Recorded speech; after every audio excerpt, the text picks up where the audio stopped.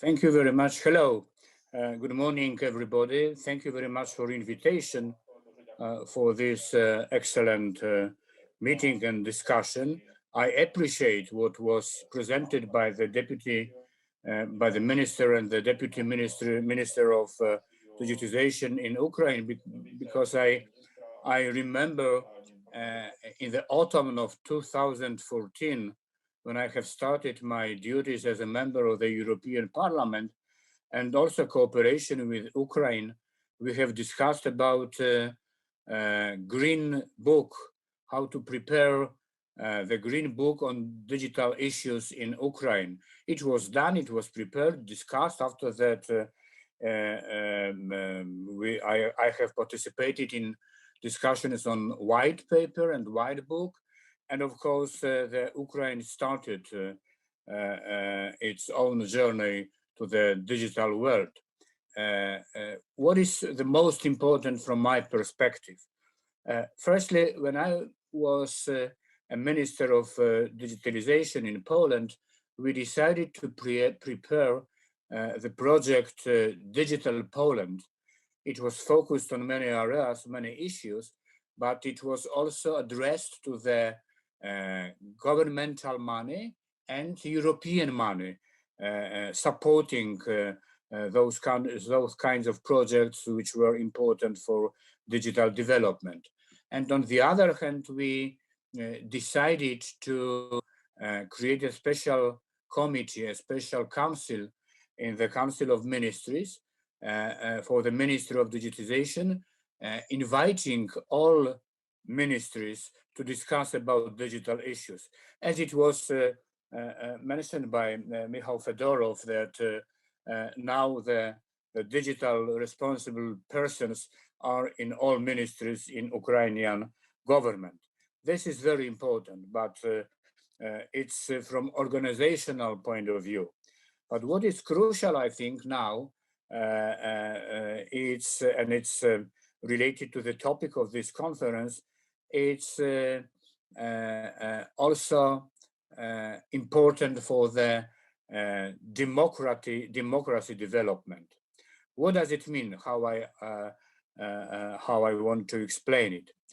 Firstly, I want to emphasize two areas: digitalization of administrative services at all levels, governmental level and especially local level.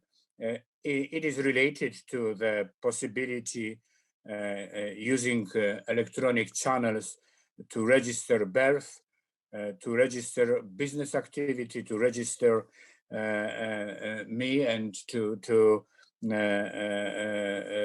use ID to register some and to ask for some administrative decisions. What is the added value for this issue when those administrative services are going online? Firstly, this is much more transparent. Secondly, it is much more friendly for users. Thirdly, it is much more effective because it's much more speedy than relations between administration and citizens in the normal paper analog situation. So I think it's very, very important to prepare it. But what is the background for this new model of relations between citizens and administration? Trust.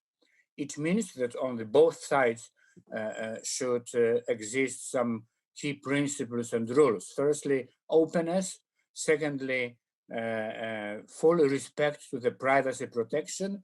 And third, what is also important, security, because I think that security is a key issue for users, for citizens, to use digital channels in communication with governments or local authorities.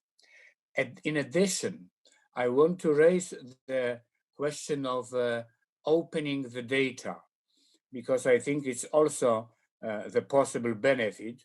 It is important because at the level of cities, at the level of government, of course, there are many data.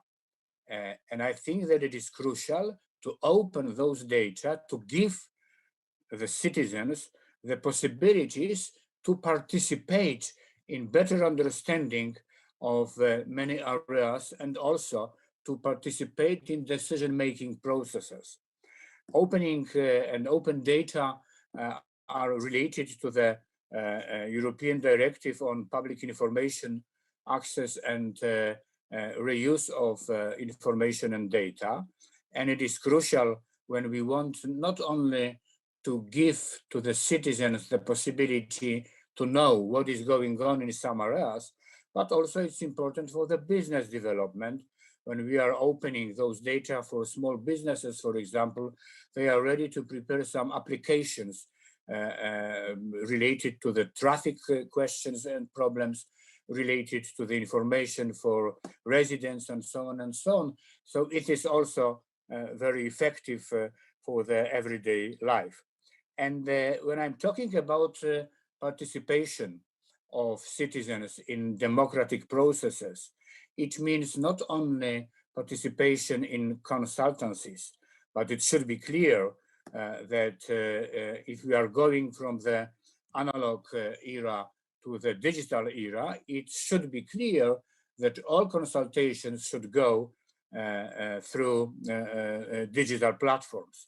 Also, there are many new possibilities at the local level, especially when we are discussing about participatory budgets. It means that the local authorities are asking people, what do you want to achieve, to make, and we are offering some financial sources to realize it, to implement it. And there is some kind of competition between some projects, but it gives the citizens and the group of citizens the feeling of the participatory democracy, and the feeling in some decision-making processes. And also decision-making processes, it means that we need to take into account the voice of citizens. When we are discussing, for example, climate challenges, it's better when we are involving citizens in citizens panels to discuss some issues, because it's important for the social and citizens dialogue, and it is important for the future to make some decisions much more effective and implementable. And the last point, what we need if we want to achieve those responsive administration in the relations between administration of all levels and citizens, and participatory models, building the democracy and the feeling of e-participation for citizens. We need to have, from technical point of view, interoperability at the semantic level. We need to transfer many services and activities done by administration from the analog era to the digital solutions. We need to implement all conditions for fulfilling rules important for the digital rights, as privacy protection and security protection. It also requires, Minister Fedorov mentioned it, digital literacy, because it's important how we can involve citizens, not only from the younger generations, but also from the elderly generations. It's important their skills and competences at the area of digital possibilities. And also we need to involve all institutions, because it's important to have all these public institutions involved in the processes of digitization. And the last point, it's important we have to ensure the proper quality of infrastructure network.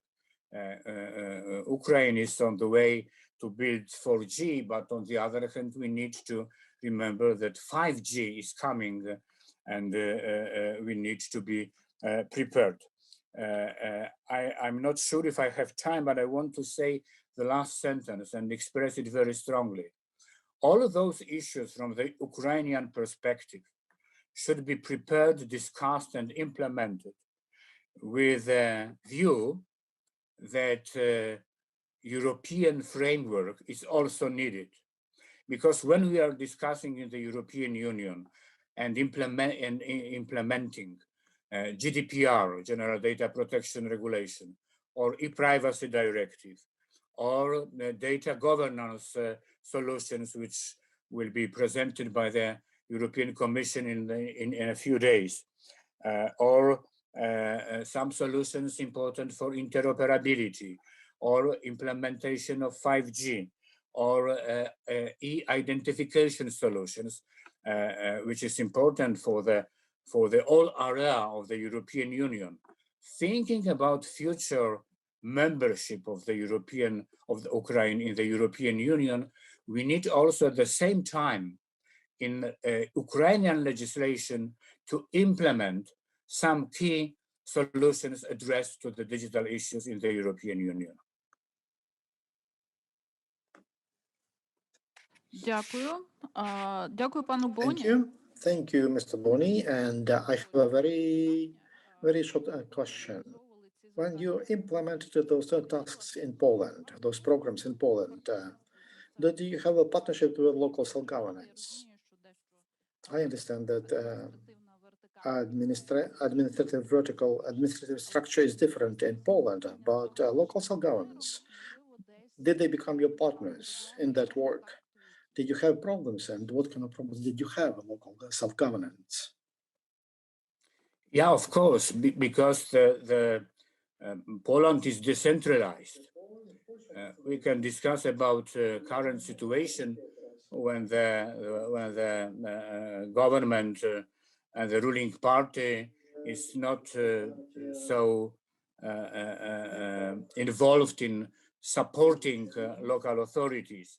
But when I have started this project in 2012, it was clear that we need to find some solutions, not only for the government, but especially for local governments, because many administrative services are done at the local level. So if we wanted to make those services much more friendly, transparent, and effective, it was clear that we had to cooperate with local governments. So there were many projects addressed to local governments. And of course, because there are some organizations of local governments and regional governments, we have started the cooperation with discussions with them. And after that, we created the model of collaboration, permanent collaboration, implementing some new solutions and also discussing about the legal framework which was needed to implement some new solutions. So it was clear that we understood how important it is to indicate those part of administrative services as part of services done by local governments. And on the other hand, it was clear for us that when we are discussing about the new possibilities for e-democracy, participatory democracy, by using electronic channels, for example, it was also important not only at the governmental level, but especially at the local level. And I think that many local governments, local authorities were involved. And we have decided also for cooperation and collecting some best practices and showing those best practices from the one part of Poland.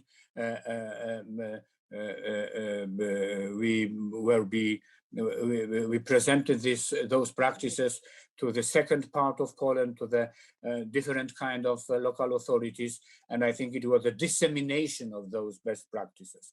So it was crucial because, on the other hand, the real relations between citizens and in the decentralized model, I think it's much more democratic, is based on relations between citizens and local authorities. If we want to make it much more effective and modern, we need to use digital solutions and digitize those kind of services.